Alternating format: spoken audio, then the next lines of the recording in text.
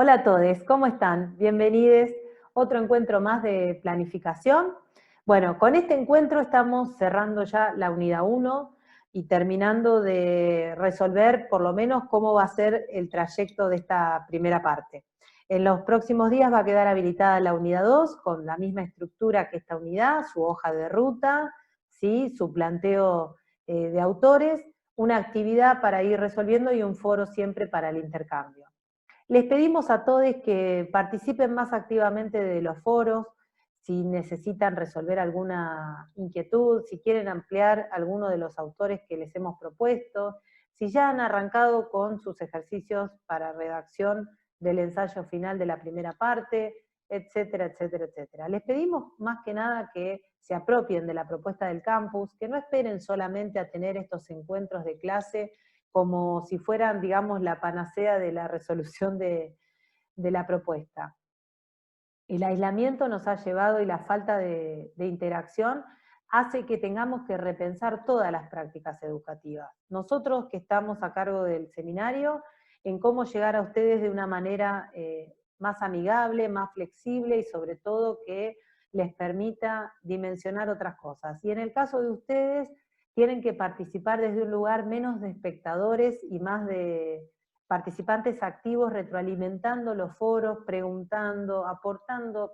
materiales que les parezcan relevantes compartir, abriendo la posibilidad de interactuar con sus compañeros desde otro lugar. En la presentación de la materia, en el último iconito, hay justamente un foro que se llama El Pasillo, para que ustedes puedan intercambiar con sus propios compañeros ideas, percepciones. A ver, si tienen que redactar todos un ensayo individual, por dónde van arrancando esas líneas de trabajo, si hay otros materiales que por ahí les parezca interesante socializar y compartir para enriquecer ese trabajo individual. Entonces, desde ese lugar les pedimos amplitud en términos de poder apropiarse del espacio de manera diferenciada para poder enriquecer justamente los intercambios. Si no, estamos repitiendo de manera asincrónica y mediados por tecnologías una modalidad de presencialidad mal pensada justamente, que es esto de la clase magistral, o es una manera de decir, de esta clase monologada por un lado y ustedes que receptan y no tienen posibilidad de retroalimentar. Entonces, yo estoy segura que si estuviera en la instancia presencial, les preguntaría a cada uno de ustedes, mirándolos a los ojos, seguramente haciéndoles una repregunta sobre lo que vengo hablando, o pidiéndoles un ejemplo, o simplemente pidiéndoles un mate capaz para compartir, como para que poder lograr una retroalimentación distinta. Todas esas posibilidades con esta tecnología son imposibles. Por lo tanto, hacer una clase magistral de 2 horas y media con gráficos, estadísticas, con PowerPoints interactivos y una serie de recursos que son muy interesantes y son muy buenos, tampoco alcanzaría para poder dar cuenta de un proceso que tiene que ser de interacción permanente. Por eso nos interesaría mucho, mucho que participen más activamente de las instancias que se proponen a través de las tecnologías para participar. Y esas son nada más ni nada menos que los foros. Los foros, la mensajería interna, pueden ir colgando materiales que ustedes consideren necesarios. Es decir, repiensen, revean, resignifiquen los espacios que tienen para participar y para ser alumnos de esta carrera, pensando en una comunicación que va a cambiar, que está cambiando, y sobre todo en una práctica educativa que vino ya para instalarse y ojalá sea el comienzo de una rediscusión de muchas cosas que tienen que ver con justamente lo pedagógico, lo didáctico de un espacio educativo. Bueno, sin más vueltas, vamos a ir a lo nuestro así, vamos redondeando este último encuentro, perdón, de la unidad 1, que como les dije va a ser más corto. Primero y fundamental, esperemos que haya quedado claro que la primera parte de esta materia, de este seminario, se cierra con un ensayo individual. Si bien quedó planteado en el encuentro del Zoom, lo que esperamos que se pueda concretar en ese ensayo, seguramente hay dudas, hay preguntas, hay inquietudes y sobre todo hay tantas formas de hacer ensayos como cantidad de ustedes que son. Por eso les pedimos dos cosas. En primer lugar, en la actividad de la primera unidad está subido un ejercicio que se llama Camino al Ensayo, que tiene que ver con empezar a aflojar la mano para redactar. Unas pequeñas, una síntesis, un primer abordaje, un primer mapeo de ideas de por dónde quieren arrancar. Les recomendamos que si quieren que nosotras los acompañemos más de cerca, proponiendo y sobre todo repreguntando acerca de cómo van haciendo su trabajo, participen de esa actividad haciendo una entrega que si bien no es obligatoria, es una ayuda más como para poder emplazarse, pararse a la hora de pensar el ensayo. Dentro de esa actividad está subido el texto de cómo hacer un ensayo y es una síntesis muy práctica, muy didáctica, de cómo enfrentarse con la hoja en blanco y empezar a armar la estructura de lo que va a quedar como ensayo después. Por una cuestión más que nada de tiempo, les digo que vayan buscando las formas de ir redactando de a poco, incluso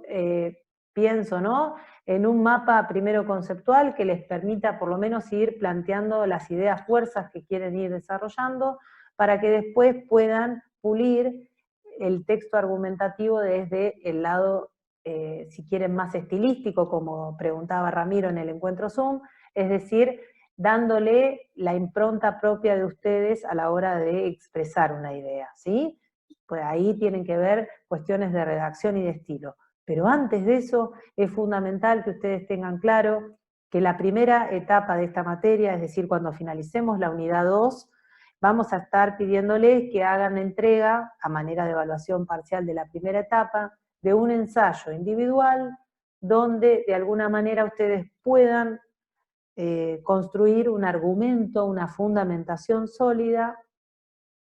a la reflexión sobre comunicación y el rol del planificador. ¿Sí? Eso es, esa sentencia, digamos, es la que articula y la que da lugar a que ustedes luego en ese ensayo vayan redactando argumentativamente cuál es su posición al respecto. Es decir,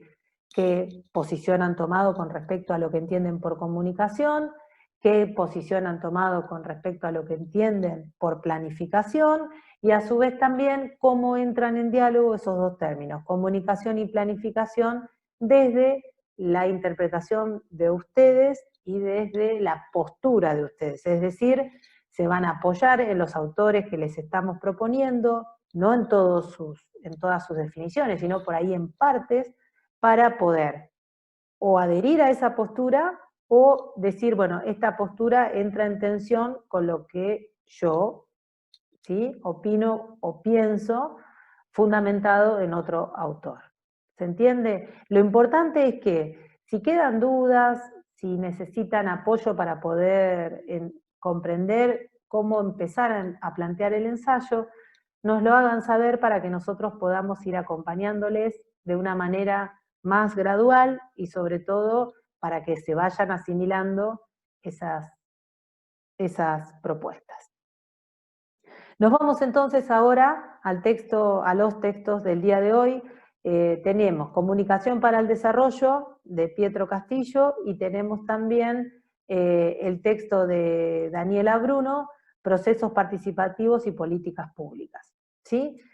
En líneas generales, porque no vamos a hacer una extensa definición de cada uno de ellos, porque son textos que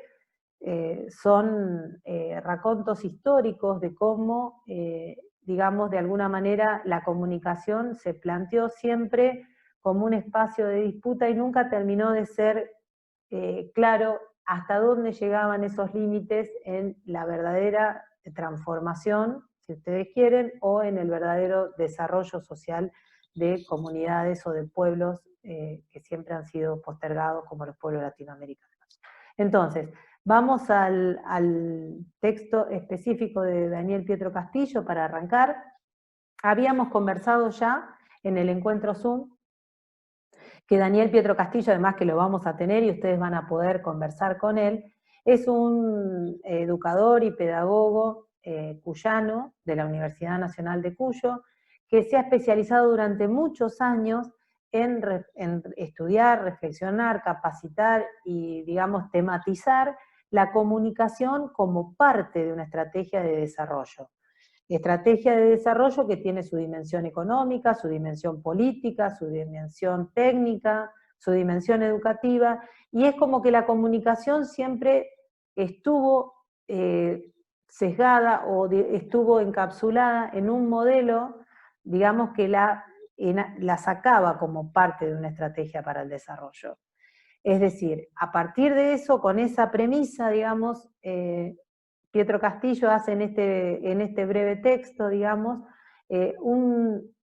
una cronología acerca de cómo la comunicación fue conquistando hitos a lo largo de los últimos 60 años para instalarse como un lugar concreto de disputa, de conflicto y sobre todo de transformación.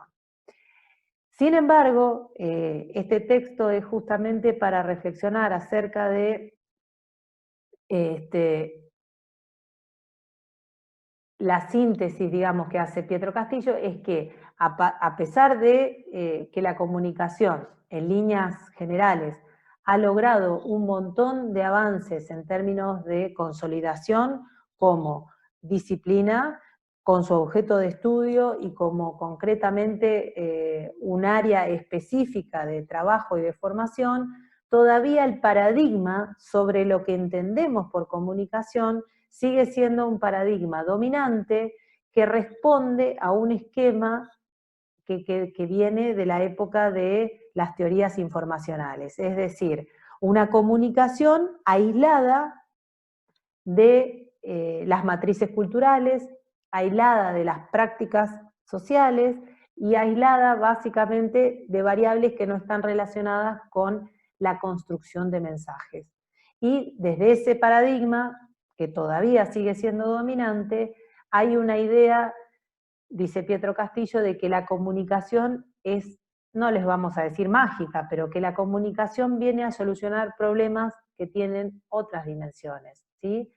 Desde ese lugar siempre la comunicación ha quedado relegada a lo largo del tiempo, más allá de, volvemos a insistir y hacer este gran paréntesis, de los hitos logrados y de los avances logrados, la comunicación siempre termina relegada, sobre todo en el campo de la gestión pública y de la gestión de los estados, a un rol de difusora, a un rol de comunicador de mensajes, ¿no? Y no como parte integral de una gestión de política pública. Entonces, desde ese lugar, los medios de comunicación siguen siendo, dentro de este paradigma, los actores centrales y no ya las comunidades, los colectivos, los ciudadanos, sino los medios como, digamos, el lugar a ocupar, a conquistar, si ustedes quieren, el lugar a, digamos, a entablar esa disputa por el poder en el monopolio, ¿sí?, de la construcción y circulación de mensajes. Entonces, desde ese lugar, lo institucional, ¿sí?, se enanca, se para dentro de también un paradigma dominante, donde justamente hay una división tajante entre los que saben de comunicación y pueden operar y maniobrar sobre ello, y aquellos que son los receptores, los destinatarios de esas políticas comunicacionales, donde los medios justamente son los que tienen esa práctica del saber hacer, de un oficio que tiene que ver con comunicar de determinada manera, con determinados lenguajes y en determinados soportes, que por supuesto no los tienen las comunidades a los que van destinados, y mucho menos los ciudadanos y ciudadanas de a pie. El énfasis, dice Pietro Castillo, en lo comunicacional, en el trabajo con el público a transformar, es está hecho sin una toma de conciencia de los problemas de la comunicación interna de una organización o de la comunicación institucional. Entonces, cada vez más se va especializando, ¿sí? Y se va profesionalizando la comunicación dentro del ámbito institucional, donde solamente algunos pocos de esos que integran esas instituciones están habilitados para poder trabajar en comunicación, pensar la comunicación y desarrollar las estrategias comunicacionales. Fíjense ustedes que de esta manera un proceso que termina, que arranca siendo de alguna manera una propuesta para el desarrollo, termina reforzando prácticas de dominación, ¿no? Entonces ahí es donde pone el ojo Pietro Castillo para llamarnos la atención acerca de cuestionar de fondo el paradigma dominante que está inmerso y que todavía no se ha podido desarticular en las propuestas de comunicación para el desarrollo. Pensemos también en este texto, si bien ya tiene unos años, nos sirve para pensar lo que está pasando actualmente, creo que más que nunca. ¿Quiénes son hoy los que están habilitados a pensar lo comunicacional? Por ejemplo, las personas que manejan redes, ¿no? Las redes sociales vienen a ser como, digamos, el medio de comunicación actual donde hay ciertas prácticas que habilitan a comunicar y ciertas prácticas que no habilitan a comunicar. Estamos hablando de también pensar la cantidad de gente, de colectivos que quedan por fuera de la participación ciudadana simplemente por no acceder a ese uso de la tecnología o por no estar habilitados por esas tecnologías a participar del diálogo social. Entonces, desde ese lugar, pensemos que lo comunicacional se escinde, se separa, se desagrega de lo cultural. Entonces, cuando hablamos de separar, ¿no?, lo comunicacional de lo cultural, estamos hablando de un paradigma que justamente piensa a la comunicación por fuera de las prácticas sociales, por fuera de la matriz cultural y sobre todo como la piensa como ajeno a un proceso de transformación. Entonces, ahí, al separarse como una dimensión más, ¿sí?, muchas veces se cometen errores de pensar justamente que hay soluciones transformadoras solamente por hablar de comunicación y no pensar la comunicación como parte de un entramado mayor. Las respuestas en términos de transformación de un colectivo acerca de la realidad que los rodea o acerca de las prácticas que llevan adelante en ese territorio, tienen dimensiones políticas, culturales, históricas, económicas, geopolíticas, entre otras, ¿verdad? La comunicación articula todas ellas, está presente en todas ellas, es transversal a todas ellas. Por eso es fundamental, dice Pietro Castillo, que si estamos pensando en una comunicación para el desarrollo, tenemos que darnos cuenta que tenemos que volver a poner, aún a 60 años de las primeras discusiones acerca del rol de la comunicación en el desarrollo, tenemos que volver a poner en tensión un paradigma dominante que todavía sigue pensando que de alguna manera hay un destinatario, ¿sí?, al que debemos llegar con un mensaje,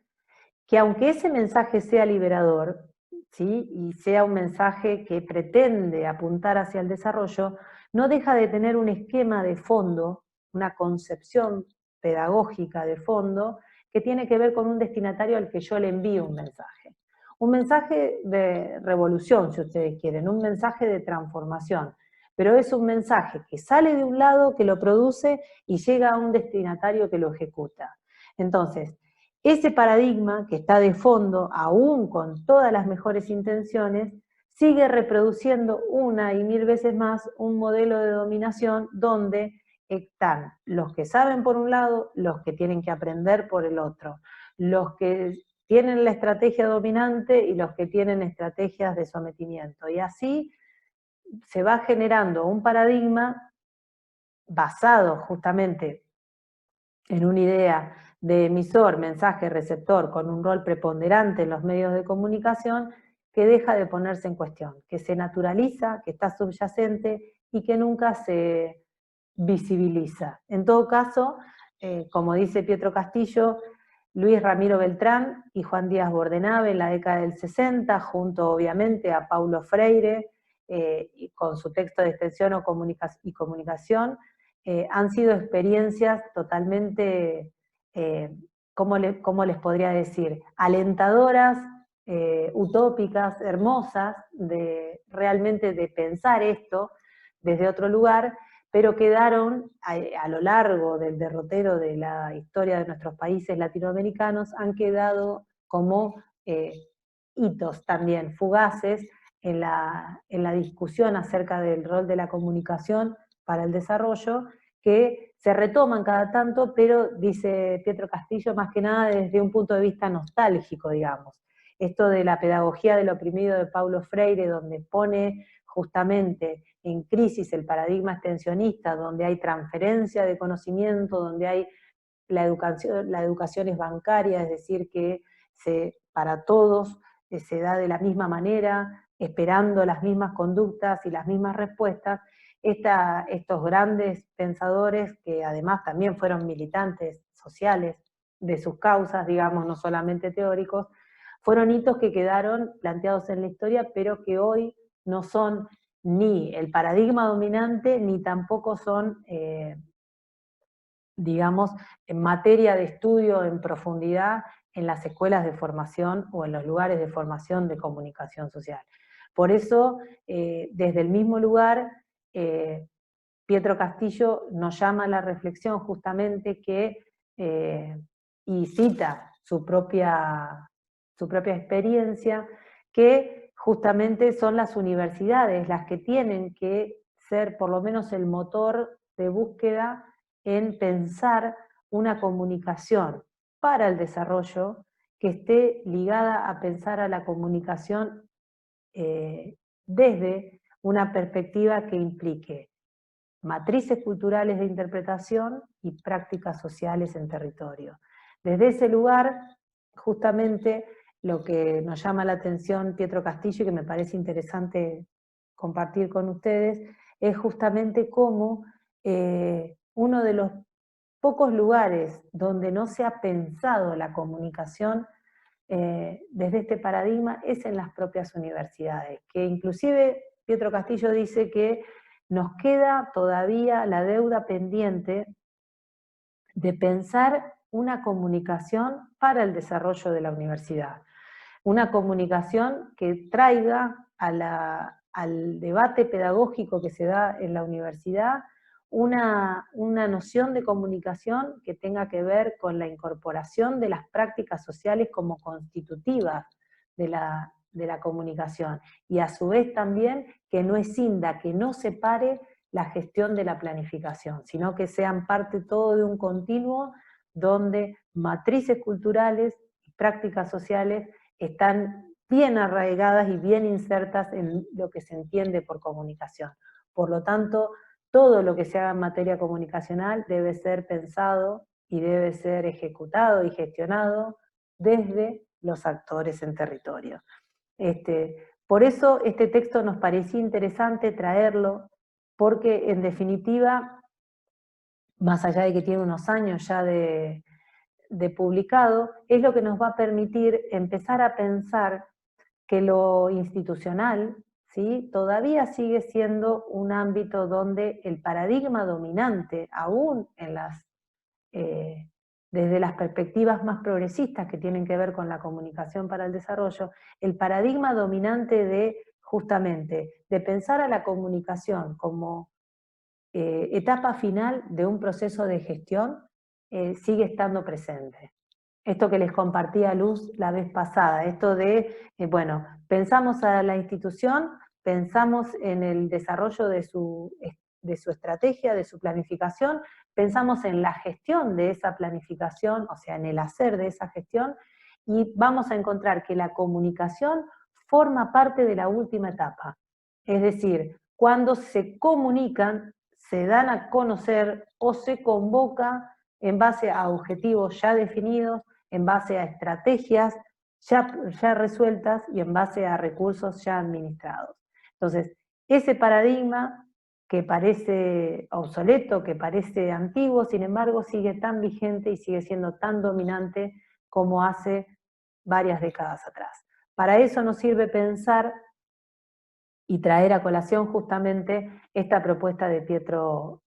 Castillo. Me tomo unos minutitos y ahora seguimos con el otro texto.